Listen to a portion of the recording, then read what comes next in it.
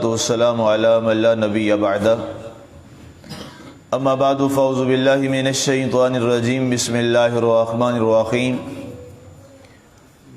ام یقولون افترا قل ان افتریته فلا تملکون لی من اللہ شیئا وَأَعْلَمُ بِمَا تُفِيدُونَ فِيهِ كَفَى بِهِ شَهِيدًا بَيْنِي وَبَيْنَكُمْ وَهُوَ الْغَفُورُ الرَّحِيمُ قُلْ مَا كُنْتُ بِدْعًا مِنَ الرُّسُلِ وَمَا أَدْرِي مَا يُفْعَلُ بِي وَلَا بِكُمْ إِنْ أَتَّبِعُ إِلَّا مَا يُوحَى إِلَيَّ وَمَا أَنَا إِلَّا نَذِيرٌ مُبِينٌ۔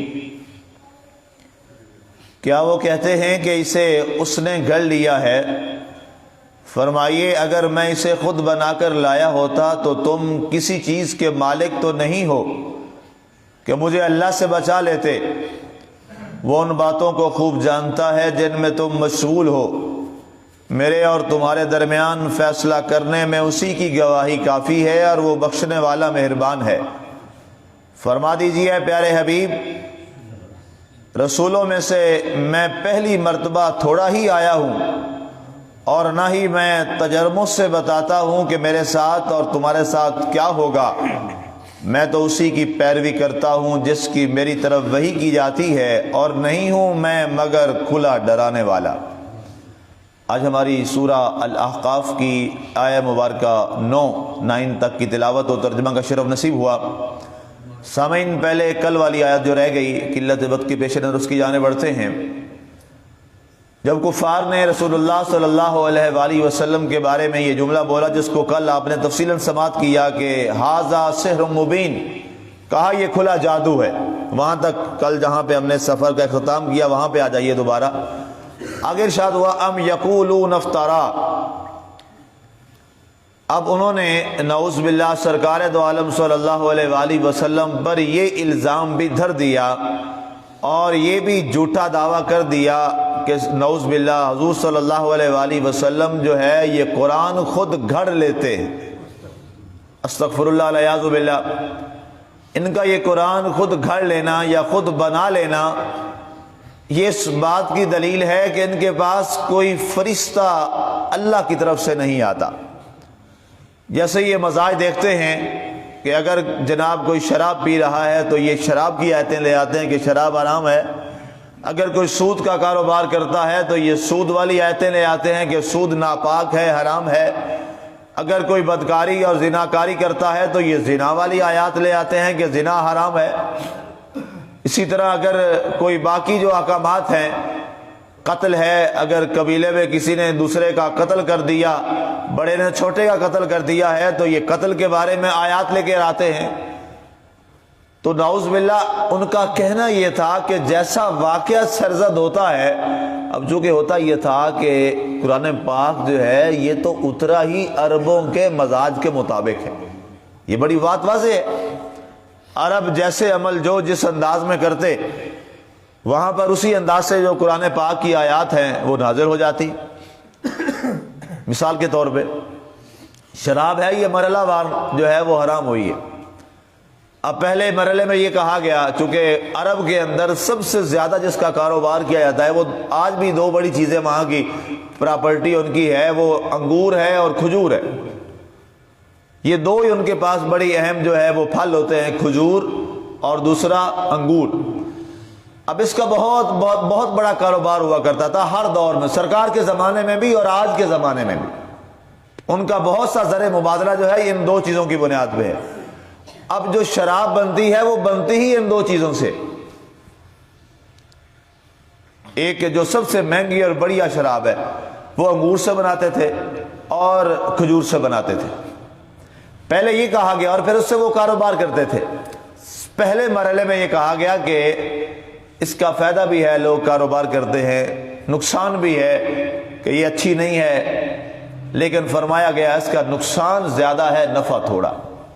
پہلے مرحلے میں جب یہ قرآن کی آیت آئی تو بہت سارے صحابہ کرام رضوان اللہ تعالی علیہ مجمعین جو ہیں انہوں نے اس کا کاروبار چھوڑ دیا کہ اب ایک آیت آ گئی کہ نفع بھی ہے نقصان بھی ہے، لیکن اس کا جو نقصان ہے وہ زیادہ ہے۔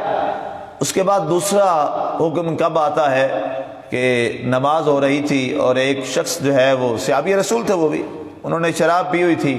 اب یہ اس وقت پی ہوئی تھی جب ابھی حرام نہیں ہوئی, مرحلہ وار یہ میں وہ بات کر رہا ہوں. اب انہوں نے وہ پی تھی اور اس کے بعد وہ نماز میں آ گئے اور نماز میں کچھ ایسی باتیں کر دی جو کہ نماز کے آداب کے بالکل خلاف تھی, کچھ ایسی حرکات ہو گئی. تو حضرت عمر رضی اللہ تعالیٰ عنہ بارگاہ مصطفیٰ صلی اللہ علیہ وسلم میں حاضر ہوئے اور جا کے عرض کی, یا رسول اللہ صلی اللہ علیہ وسلم میرا دل چاہتا ہے کہ شراب نماز میں بھی حرام ہو جائے, نماز سے پہلے بھی حرام ہو جائے. جب نماز کم از کم نماز کے لیے کوئی آیت ہے وہ اس کے اندر شراب کا نشہ نہ ہو. تو قرآن کی آیت آ گئی, لا تقربوا الصلاۃ وانتم سکارا. یہ قرآن کی آیت اللہ نے نازل فرما دی اور سرکار نے باقاعدہ فرمایا کہ اے عمر مبارک ہو کہ تیرے اس حکم کے, تیرے خواہش کے مطابق اللہ نے تیری خواہش کو پورا کر دیا. اس کے بعد یہ ہوا کہ لوگ نماز میں تو شراب نہیں پیتے تھے کہ نماز میں حرام کر دی گئی, اس سے پہلے اپنے آپ کو پاک صاف کر لیتے اور نماز میں آ جاتے. لیکن باقی جب اوقات میں پیتے تو وہاں اس وقت گالیاں نکالتے, جیسے ان کا کام ہوتا ہے, گالیاں بکتے, بکواسات کرتے, لغو کلمات بولتے. تو حضرت عمر رضی اللہ تعالیٰ عنہ کہتے ہیں کہ میری خواہش ہوئی کہ بار بار دل میں آتا جب میں ایسے لوگوں کو دیکھتا کہ کبھی کوئی ایسا وقت بھی آ جائے کہ شراب بالکل ہی حرام ہو جائے مسلمان پہ, بالکل ہی حرام ہو جائے. تو کہتے میں بارگاہ مصطفیٰ صلی اللہ علیہ وسلم میں جب یہ تمنا لے کے گیا تو فرمایا اللہ نے سرکار کے صدقے سے کرم کیا اور میری اس تمنا اور خواہش کو بھی پورا کر دیا. اب آیت آ گئی, انما الخمر والمیسر والانصاب والازلام رجس من عمل الشیطان. فرمایا یہ جو شراب ہے یہ مستقل طور پر بند ہے, یہ شیطانی عمل ہے, جو کرتا ہے وہ شیطان ہے. تو جب یہ آیت آ گئی سرکار نے اعلان فرما دیا, سرکار نے فرمایا میرے عمر کی دل کی خواہش کو رب نے پسند فرما لیا. اب جب یہ آیت آئی, اب عقیدہ دیکھیے پھر ان لوگوں کا جن کا کاروبار چل رہا تھا. آج ہم کیا کرتے ہیں, آج ہم یہ اپنے بہانے ڈھونڈتے ہیں, جناب یہ معاملات کیسے چلیں گے, یہ کاروبار کیسے چلے گا, یہ میرا گھر کا چولہا کیسے چلے گا. اب صحابہ کا اندازہ دیکھ لیجئے, کسی ایک نے یہ جملہ نہیں کہا, سب سے بڑے وہ بزنس سٹیک ہولڈر تھے کس چیز کے, اس بزنس کے. جب یہ آیت آ گئی تو مکہ اور مدینہ کی گلیوں میں شراب انہوں نے ایسے بہائی کہ لگتا تھا کہ مکہ اور مدینہ کی گلیوں میں شراب کا سیلاب آ گیا ہے. سب نے اپنے بڑے بڑے جو بزنس تھے سارے وہ بٹکے بھی توڑ دیے, وہ سارے ظرف جو ظروف تھے وہ بھی توڑ دیے. کہا ٹھیک ہے جو بھی کاروبار تھا, جب اللہ نے فرمایا یہ شیطانی عمل ہے تو ہم بھوکے تو مر سکتے ہیں, شیطانی عمل نہیں کر سکتے. سبحان اللہ. یہ ہے مسلمان کا عقیدہ, یہ ہے مسلمان کے کاروبار کے اصول, بڑے سیدھے سادے. آج ہمارے ہاں اسلام کو پہلے نہیں رکھا جاتا, پروفٹ کو پہلے رکھا جاتا. ہمارے ہاں اسلام نہیں, ہمارے ہاں یہ چولہا پہلے آ جاتا ہے. ٹھیک ہے, درست ہے, یہ ساری چیزیں ضروری ہیں, لیکن کیا اسلام پر چل کر لوگوں نے اپنے چولہوں کو آباد نہیں کیا؟ حضرت عثمان غنی سے بڑا زرخیز چولہا کس کا تھا رضی اللہ تعالیٰ عنہ کا؟ سرکار حسنین کریمین طیبین کے بابا اور ان کی اماں جان کا چولہا لوگوں کے لیے سب سے بڑھ کر کس کے لیے زیادہ زرخیز تھا؟ ابھی تک تو کوئی نہیں آیا. جن کا لنگر خانہ جو ہے وہ مسجد میں چلا کرتا تھا اور خود بھگو بھگو کے روٹی کھا رہے ہوتے تھے. تو سائل نے پوچھا تھا, امام حسن لنگر تقسیم کر رہے تھے نا مسجد میں, پہلے شاید میں نے آپ کو واقعی سنایا ہوا ہے. تو لوگ آ کے لے کے جا رہے تھے. حضرت علی جو ہیں, جو پرانے خشک ٹکڑے پڑے تھے گھر میں روٹی کے, ان کو پانی میں ڈالتے, انہیں نرم کرتے اور پھر آپ وہ کھا رہے تھے. اور باہر کیا ہے, باہر لوگوں کے لیے بہترین کھانے کا لنگر چل رہا ہے. سبحان اللہ. تو ایک آدمی آیا, اس نے کہا یار مسجد کے اندر باہر تو لوگ لنگر اتنا جناب مزے سے کھا رہے ہیں. تو کہا حسن پاک, وہ ایک اندر وہ ایک بزرگ بیٹھا ہوا ہے, وہ میں نے دیکھا ہے کہ وہ خشک روٹی آپ نے ایسے کپڑا اوپر لیا, پردے میں بیٹھے ہیں. تو فرمایا کہ اس کو بھی کچھ دے دو, چلے وہ بھی ایک اچھا کھانا کھا لے, اس کے پاس تو کھانے کے لیے کچھ نہیں ہے. آپ نے فرمایا تمہیں پتہ ہی ہے لنگر کس کا چل رہا ہے؟ کہا لنگر ظاہر ہے آپ کا ہی ہے. فرمایا جاؤ ذرا اس کو دیکھ کے آؤ. جب گئے تو سامنے حضرت علی اپنے پردے کے اندر بکے لگا کے بیٹھے ہوئے تھے. ہم تو نیکی بھی کریں تو دیکھ دیکھ کے دکھا دکھا کے کرتے ہیں نا. اللہ کرے 100 بندوں کو پتہ لگے میں نے یہ نیکی کی ہے. حضرت علی لنگر چل رہا ہے اور اپنے آپ کو پردے میں چھپا کے رکھا ہوا ہے کہ کسی کو پتہ نہ چلے. تو کسی نے وہاں پر رہنے والے مسجد نبوی کے نمازی کو نہیں پتا کہ یہ کون ہے جو بھگو بھگو کے یہ بزرگ روٹیاں کھا رہا ہے. کہا حسن اس کو تو کچھ دے دو، وہ جو مسجد میں نمازی بیٹھا ہے. فرمایا جس کا لنگر چل رہا ہے وہ خود خشک روٹیاں کھا رہا. نام ایسے نہیں زندہ رہتے. نام اگر زندہ ہیں اور آج ان کے کام باقی ہیں، نام باقی ہیں، تو اس کے اندر ان کی زندگی کی ساری کٹھن کوششیں اور کٹھن مراحل. بن محنت کوئی نامی نہیں ہوا، جب دانہ خاک میں ملا تب گل و گلزار ہوا. کبھی دانے پہ پھل نہیں لگتے جب تک وہ مٹی میں مٹی نہیں ہو جاتا. جتنا خوبصورت گندم کا دانہ ہو یا سیب کا دانہ ہو یا کھجور کا جتنی پیاری گٹھلی ہو، جب تک اس کو زمین میں نہیں دباؤ گے کیا اس سے پودا نکلے گا؟ پودا تو نہیں نکلے گا. پودا تب نکلے گا جب اس کو زمین کے اندر دبا دیا جائے گا. جب وہ مٹی میں مٹی ہو جائے گا تو پھر وہاں سے ایک پودا نکلے گا اور اس پودے پر پھر پھل نکلیں گے. اور پھر اللہ تعالیٰ اس کو پتہ ہے اس کو اجر کیا دیتا ہے. گٹھلی تو ایک دبائی تھی، بیج تو ایک دبایا تھا، اب اس سے کتنے بیج نکل رہے ہیں کہ نسلیں کھا رہی ہیں، ختم نہیں ہو رہا. یہ پھل کس چیز کا ہے؟ مٹی میں مٹی ہونے کا. انسان پہلے اپنے آپ کو مٹی میں مٹی کر اور پھر دیکھ تیرے پھل سے دنیا کتنا فیض حاصل کرتی. یہ جتنے بزرگ ہیں جن سے آج دنیا فیض حاصل کر رہی ہے، یہ محلوں والے تو نہیں تھے، یہ مٹی میں مٹی ہونے والے تھے. یہ اللہ کے حضور جھکنے والے تھے. یہ اپنے من کے اور اپنے نفس امارہ کی خواہشوں کو پورے کرنے والے نہیں تھے کہ اپنے من اور پیٹ کو بھر لیا. نہیں، اللہ کی مخلوق کے پیٹوں کو بھرا تو اللہ تعالیٰ نے پھر ان کو مقام یہ دیا. لنگر دنیا ان کے لنگر کھاتی ہے، پھر ان کے درجے اللہ کے ہاں اتنے بڑھا دیے جاتے. میں نے بہت ساری حدیث پڑھی. ایک عرصہ گزارا، مجھے یاد ہے کہ 8 سال کی عمر سے میں گھر سے نکلا تھا. 8 سال کی عمر میں ایک بڑا لمبا پیریڈ ہے. 8 سال کی عمر میں بڑا مشکل وقت تھا. گھر کو میں نے چھوڑ دیا تھا. اس وقت سے حدیث پاک اور اب تک طالب علم ہوں. میں ابھی تک میں اپنے آپ کو طالب علم سمجھتا ہوں اور مرتے دم تک طالب علم سیکھ رہا ہوں. دین کا ظاہر ہے، اس کا تو کنارہ ہی کوئی نہیں. ایک پہلو نہیں ملتا، دوسرا کہاں ملے گا. جتنی حدیث اور مطالعہ اور میں نے اپنے بڑے بڑے شیوخ الحدیث سے جو سیکھا ہے اور پڑھا ہے، جتنا اجر اور نیکی لوگوں کو کھلانے میں نے حدیثیں پڑھی ہیں، کسی اور کے بارے میں نے نہیں پڑھی. یہ جو میں دیکھتا ہوں، آپ دیکھتے ہیں نا کہ درگاہوں پہ، خانقاہوں پہ اللہ والوں کے ہاں لنگر چلتا ہے، لوگوں کو کھلایا جاتا ہے، بھلے وہ جس انداز کا جو بھی ہے. یہ بڑی بات ہے. سرکار کی حدیث پاک اس پر بے شمار. اور ایک حدیث میں آپ کو سنا کے میں آگے بڑھوں. سرکار سے ایک اعرابی آئے اور آ کے کہا، دور سے آتے بدوی لوگ آتے تھے، وہ کیا کرتے تھے، دور دراز ہوتے تھے، آتے تھے سرکار کے پاس. سرکار سے ایک بات پوچھی، سبحان اللہ، کمال بات ہے. ایک بات پوچھتے اور سرکار جو فرماتے پھر کٹ جاتے، وہ بات پہ عمل کر کے دکھاتے. بس ایک بات آ کے سیکھتے اور واپس چلے جاتے. پھر ان کی دوبارہ ملاقات ہی نہیں سرکار سے ہوئی، ادھر ہی فوت ہو گئے. ایک عرابی آیا دور سے، وہ دیہاتی تھا، آ کے پوچھا، یا رسول اللہ کلی فی الاسلام وجبت لی الجنہ. بڑا سیدھا سوال. یا رسول اللہ کوئی میں جی گل دسو کہ میری جنت پکی ہو جائے. سادہ لفظوں میں حدیث کا ترجمہ. کوئی انج دی گل دسو کہ میری جنت پکی ہو جائے. سرکار نے فرمایا، افشو السلام وتطعم الطعام.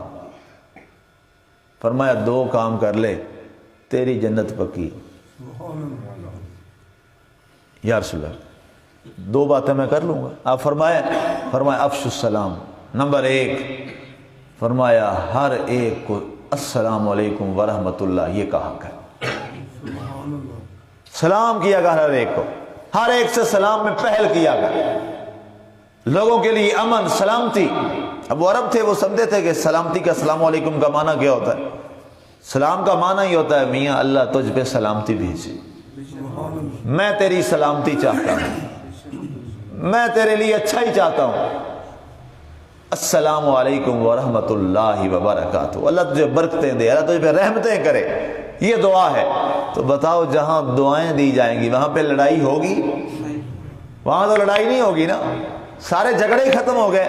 جب بندہ دوسرے کی سلامتی چاہ لے اور دوسرے کا بھلا چاہ لے تو سارے معاملے ہی ختم ہو گئے۔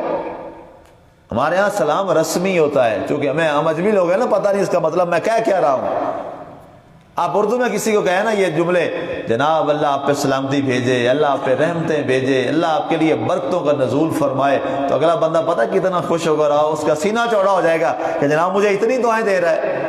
چونکہ ہم اجمی لوگ ہیں، ہمیں پتہ ہی نہیں ہوتا کہ اس کا مطلب کیا ہے، ہم نے اس کو ایک رسم بنا دیا السلام علیکم۔ اب تو کوئی لوگ وہ بھی نہیں کرتے، لوگوں میں جناب اتنا غرور اور تکبر آ گیا، سلام کرنا اپنی توہین سمجھتے ہیں۔ سرکار دو عالم صلی اللہ علیہ وسلم نے فرمایا کہ آدمی یا رسول اللہ میں اپنے دل سے تکبر دیکھتا ہوں، اس کو ختم کرنے کا طریقہ کیا ہے؟ فرمایا سب کو سلام میں پہل کر اللہ تیرے دل سے تکبر ختم کر دے گا۔ آج جناب کوئی وہ بڑا بن جائے جناب وہ سلام ہی نہیں لیتا کسی سے، وہ اپنی توہین سمجھتا ہے، سلام کا جواب دینا توہین سمجھتا ہے۔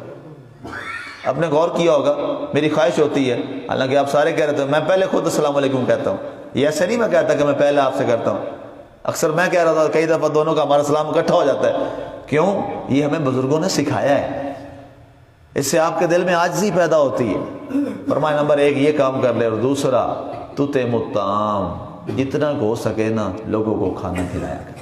سبحان اللہ۔ دو باتیں، دونوں کا تعلق اللہ کی ذات کے ساتھ نہیں ہے ظاہری طور پہ، کس کے ساتھ ہے؟ بندوں کے ساتھ۔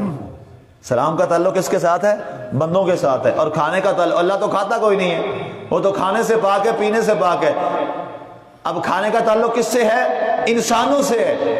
پتہ کیا چلا؟ دین کی جو بنیاد اور بیس اور جنت کا سبب کیا ٹھہری؟ انسانوں سے محبت اور انسانیت کی خدمت سے۔ اسلام لانے کے بعد وہ واپس چلا گیا، کہتے ہیں کہ اس کے بعد وہ دوبارہ کبھی سرکار کی بارگاہ میں آیا ہی نہیں، وہ دوبارہ کبھی آیا ہی نہیں ہے۔ اس نے اور وہ 2 باتوں پہ ایسا عمل کیا، کہتے ہیں کہ اس کے ہاں اگر 1 روٹی ہوتی تھی تو وہ گھر سے اٹھا کے باہر آتا اور راستے میں کھڑا ہو جاتا، وہ جو بھی ہوتا مسلمان یا جو بھی راہگیر ہوتا اس کو پکڑ لیتا، کہتا آؤ یار آؤ جتنا کہ ہم مل کے کھاتے ہیں۔ کہتے ہیں اللہ تعالیٰ نے اس کے رزق میں اتنی برکت، رب تعالیٰ کسی کا حق رکھتا ہے بھلا؟ اور بندہ کہتا ہے یار کسی کا میرے اوپر احسان اور حق نہ ہو، تو رب جو ہے وہ تو سب سے بڑا ہے، وہ کسی کا احسان اور حق رکھتا ہے۔ فرمایا اللہ نے اتنی برکت ڈالی، وہ 1 دیں تو 70 دیتا ہے نا، پھر اللہ نے اتنی برکت ڈالی کہ گھر میں فاقے تھے اس کے لنگر کھانے جاری ہو گئے۔ سبحان اللہ۔ بڑے سے بڑا امیر، مجھے ایک بندہ ملا، وہ کہتا جی مجھے عرصہ ہو گیا 22 سال ہو گئے ہیں، میں ایک سابقہ وزیر اعظم ہے ملک کے، میں ان کے ہاں ان کا بڑا خاص آدمی ہوں، ان کے ملازمین میں ہوں۔ کہتے ہیں یقین کریں روٹی جو ہے وہ باہر پیسوں سے میں کھاتا ہوں۔ میں کہا کیوں؟ تمہیں بھی کھانا ملازموں کو بھی نہیں ملتا؟ کہتے ہیں اللہ معاف کرے ہمیں تو خوشبو تک نہیں آتی۔ میں نے کہا جاؤ دیکھو، ایک یہ دنیا کا بادشاہ ہے اور ایک وہ دین والا فقیر پڑا ہوا ہے، علی اجمیری۔ کتنے لوگ لنگر کھاتے ہیں جی، مزدوری اپنی کرتے ہیں، اور جب کھانے کا وقت ہوتا ہے، اور کھانا بھی ایک نہیں، جو جی چاہے جس قسم کا چاہے جا کے کھا لو، جس قسم کا چاہے کھا لو۔ سامنے ایک پناہ گاہ بنائی ہے گورنمنٹ والوں نے، ریاست نے بنائی ہے، ریاست خرچ کرتی ہے، اتنے پیسے لگائے ہیں، جا کے دیکھ لینا رش پناہ گاہ میں زیادہ ہے یا فقیر کے در پہ زیادہ ہے؟ ادھر زیادہ ہے۔ میڈیا جا کے دیکھ لیں تو کیا پتہ چلا؟ یہ من کی دنیا ہے، جب رب تعالیٰ سے تعلق جوڑ لیتے ہو پھر رب تعالیٰ تمہارے لیے برکتیں خود نازل فرما دیتا ہے۔ واپس آئیے، فرمایا ان افتریتہ فلا تملکون لی من اللہ شیئا۔ فرمایا یہ لوگ بات کر رہے ہیں اگر میں اسے خود بنا کر لایا ہوتا تو کسی چیز کے مالک تو نہیں ہو کہ مجھے اللہ سے تم لوگ بچا لیتے۔ هو اعلم بما تفیدون فی، اللہ بہتر جانتا ہے جن باتوں میں تم مشغول ہو۔ کفا بہ شہیدا بینی و بینکم، فرمایا لوگوں کافروں میرے اور تمہارے درمیان گواہی کے لیے میرا اللہ کافی، میرا رب کافی ہے۔ اور یاد رکھیے کسی کی گواہی کی انسان کو، جب انسان کا خوف دل میں اللہ تعالیٰ کا انسان کے دل میں پیدا ہو جائے، اسے پھر کسی اور کی گواہیوں کی ضرورت نہیں ہوتی، اس کے لیے پھر اس کا رب بھی کافی ہوتا ہے۔ یہ سرکار کا اسوہ ہو گیا۔ کل اے نبی فرما دیجئے ما کنت بدعا من الرسل، یہ ایک بڑا عقیدے والا مسئلہ ہے، اور اس پر لوگوں نے بڑی بڑی کتابیں لکھی اور نعوذ باللہ حضور کے بارے میں بڑی تنقید کا معاملہ کیا ہے۔ اس پر بہت سارا لٹریچر بھی چھپ چکا ہے، یہ بڑا تفصیلی معاملہ ہے، اس پہ پھر انشاءاللہ کل بات کریں گے۔ وما علینا الا البلاغ المبین۔